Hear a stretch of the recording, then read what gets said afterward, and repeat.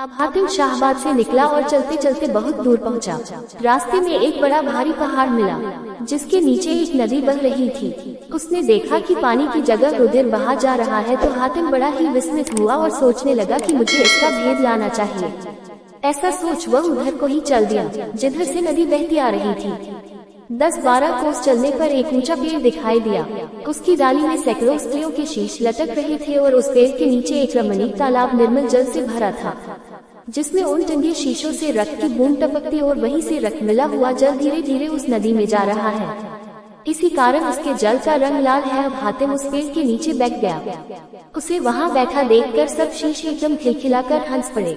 थोड़ी देर पीछे उसकी नजर उस शीश पर पड़ी जो सब शीशों से ऊंचा लटक रहा था, जिसे देखकर हातिम को मूर्छा सी आने लगी। लेकिन सावधान हो विचारने लगा, अब तो मैं इस चरित्र का भेद लेकर ही जाऊंगा। इतने में सूर्य नारायण अस्त हुए, रात होने को आई। हातिम छिपकर बैठा गया तो वह सारे शीश पेड़ से टूट टूट कर तालाब में गिर गए। तालाब के बीच एक बैठक बनी हुई थी जिसमें तत्काल ही अति उत्तम बिछौना बिछ गया और उसमें एक और रिलों से जड़ा सिंहासन नजर आने लगा। इतने ही में सैकड़ों परी तालाब से निकलकर बैठक में गई जिसमें एक जो सबकी स्वामिनी थी उस सिंहासन पर बैठ गई और शेष बिछौनों पर बैठ गई।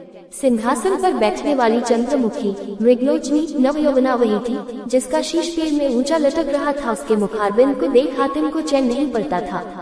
चाहता था कि इसके गाल को फूलों का रसिक भावरा बनकर चूस लूं, लेकिन सावधान ही रहा। इतने में वहां गंधर्व समाज आकर नाच करने लगा और कामग्नि को भड़काने वाले गाने होने लगे।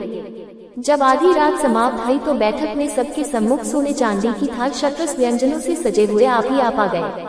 तब उस अधीश्वरी ने अपने अनुचरी को आज्ञा दी, जाओ बटोही को भी दे आओ जो बहुत देर से पेड़ के नीचे विराजमान है।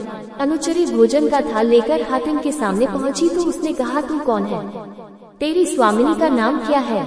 बता, तब मैं भोजन करूंगा, नहीं तो मैं भूखा रहूंगा। इतना सुनकर अनुचरी चल दी और इसका समाचार अपनी स्वामिनी से कहा तो वह बोली, उससे कहो अब तू भोजन कर ले, फिर बता दिया जाएगा। ये सुन अनुचरी ने सब समाचार सुनाया तो हातिम ने बड़ी प्रसन्नता से भोजन किया।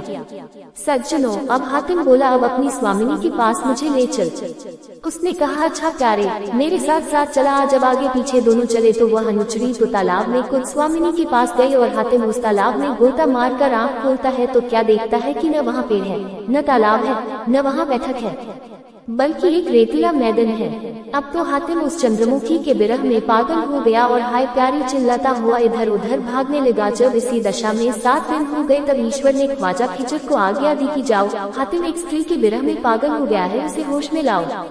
इतना सुनते ही ख्वाजा खिजर हातिम के सामने प्रकट हो कहने लगे, हातिम तेरी क्या दशा है? ख्वाजा के चरणों में गिरकर बोला, ही गुरुदेव, इस स्थान का नाम क्या है और मैं इसमें कैसे आ गया? तब ख्वाजा ने समझाया कि इस वन का नाम खबरपुर्ज है। तू उस परी के साथ तालाब में कूदा था, इसी कारण से तू यहाँ आ गया है, क्योंकि वह तालाब माया का बना हुआ है। उन परियों के सिवाय जो भी उसमें कूदता है यही वन में आ जाता है। वो स्थान अब यहाँ से 300 कोस दूर है। इतनी बात सुनकर हातिम लोटपोट हो गया और हाय प्यारी फिर चिल्लाने लगा। तब ख्वाजा खिजर बोला, अरे हातिम, तू क्यों अपने प्राण संकट में डालता है? उस सुलोचनी को पाना तेरे लिए कठिन नहीं, असंभव है। देख, उसका पिता शाह अमर जादूगर है। हे हातिम, वह इसका विवाह करना ही नहीं चाहता। भला तू इस झगड़े में फंसकर क्या करेगा? इसलिए अपना काम कर, उसके प्रेम जाल से दूर रह। हातिम बोला, क्या करूं? मेरे में अब ये सामर्थ्य नहीं कि उस सुंदरी से दूर हो जाऊं। ख्वाजा ने कहा, अच्छा तेरी यही इच्छा है तो ले।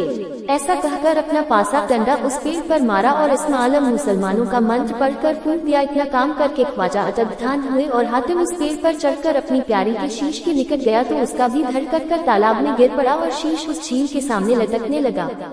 जब रात हुई तो हातिम के शीश सहित सब शीश तालाब में टूट पड़े और अपने अपने धड़ों से लग गए।